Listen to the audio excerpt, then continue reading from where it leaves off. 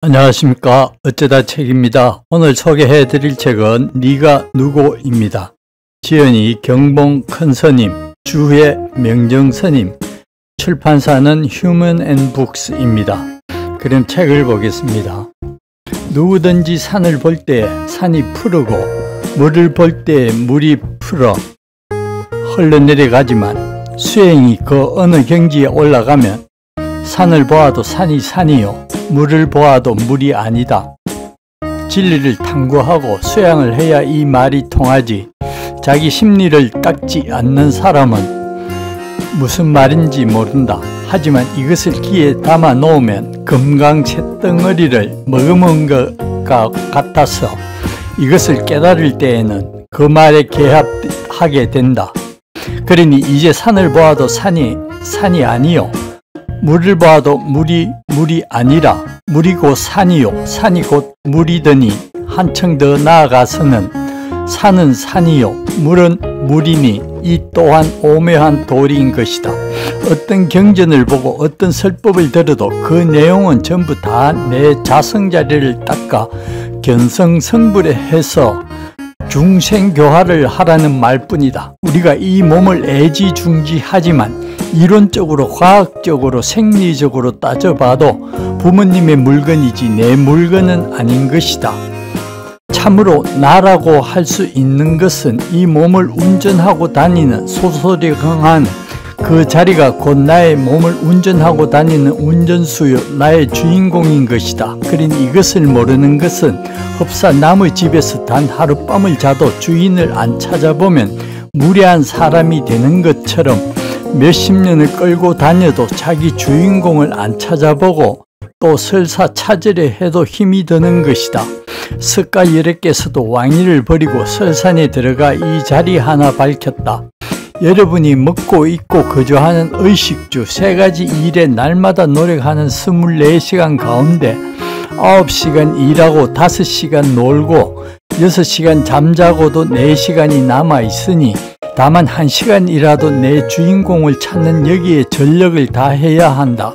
그래서 앉아서 자성자리를 찾고 있지만 마음은 서울로 쫓아갔다가 대구나 부산으로 갔다 오기도 하고 그렇지 않으면 지나간 일, 현재 일, 미래 일이 생각나 그 망상 도적이 들어앉게 된다. 집안에 도적이 들어앉아 있으면 주인이 방에 들어가기도 무섭고 겁이 나서 밖으로 쫓겨나가듯이 망상 이것이 앞을 가리면 다른 것을 생각하는 것이 순일하지 못하다. 즉 화두가 일념으로 되지 않는다. 이것을 순일하게 하려면 수련을 하고 자신을 닦아가서 그 분주한 마음을 가라앉혀야 한다. 아주 탁한 구정물을 가만히 놓아두면 맑게 가라앉듯이 이 마음자리가 본래 고요한 마음자리지만 자기가 흔들어서 구정물을 일으켜 놓은 것이다. 지극히 고요한 데 들어가 보라. 들어가려 해도 안 된다. 망상 이놈이 앞을 가려 주인 노릇을 하니 도무지 그렇게 안 된다. 안 되지만 수련을 오래 하면 그 분주했던 마음이 다 쉬어져서 쉬고 쉬는 거기서 해야 한다. 여러분이 걱정을 하지 않으려 해도 어느 틈엔지 걱정이 생겨나서 내보내려 해도 안 나가고 들어와서는 가슴을 치고 머리를 친다. 그래서 가슴이 답답하고 머리가 아프게 된다. 내가 늘 말하기를 이 시바세계에서 우리가 나왔는데 이 시바세계를 무대로 삼고 연극 한바탕 멋들어지게 하고 가자는 말이 그런 까닭이다. 늘 근심 걱정만 하고 살 바에야 무엇하러 어머님으로부터 나오기는 나왔느냐. 좀 근심스럽고 걱정이 되는 일이 있더라도 다 털어버려라. 우리 인생이 기껏 살아봐야 100년을 더 사는가. 그러니 늘 쾌활하고 낙관적이고 활기찬 생활을 해야 한다.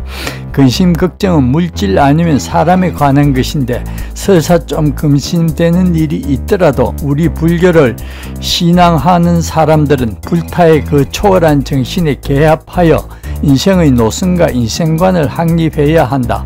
여태껏 생활해온 모든 사고방식과 생활관념에 잘못이 있으면 모두 비워버리고 바르고 참되고 활발한 산정신으로 살아가야 한다.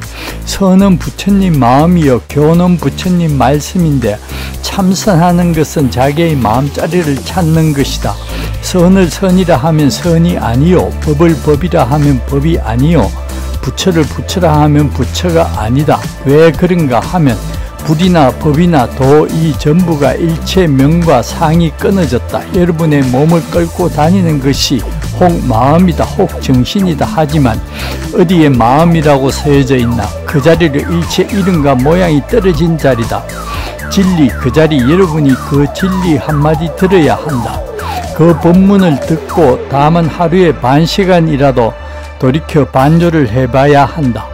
선을 선나라 하기도 하고 정려라고도 한다. 생각을 고요히 해서 분주한 생각을 쉬고 고요한 데 들어가야 하는 것이다. 들어간다고 하는 것도 어폐가 있다. 들어가고 나올 것이 어디 있나? 본래 고요한 자리지. 또 선을 기약이라 하는데 약한 것을 버리는 것이다. 진리를 탐구하는 사람이 악한 생각을 가지고는 선을 못한다. 또 선을 정수라고 한다. 받아들인다는 말이다. 이 마음은 지극히 고요한 데 들어갈수록 눈으로 어떤 경계를 보거나 귀로 소리를 듣거나 보고 듣는데 바로 받아들인다. 그러니 이 마음이 고요하지 못하고 탁하거나 마음속에 하찮은 생각이 있으면 모든 보고 듣는 것을 바로 못 받아들인다. 그러니 이 자리는 지극히 닦으면 바로 받아들여진다. 듣는 것도 바로 듣고 보는 것도 바로 보고 모든 일이 바르게 나아갈 수 있는 것이다. 그러니 이 부처님의 바른 법을 배우는 사람들은 남을 속이지 말아야 한다. 내 자성을 속이지 않고 남도 속이지 않고 이렇게 하는 것이 정수다. 참선은 많은 말이 필요치 않은 것이다.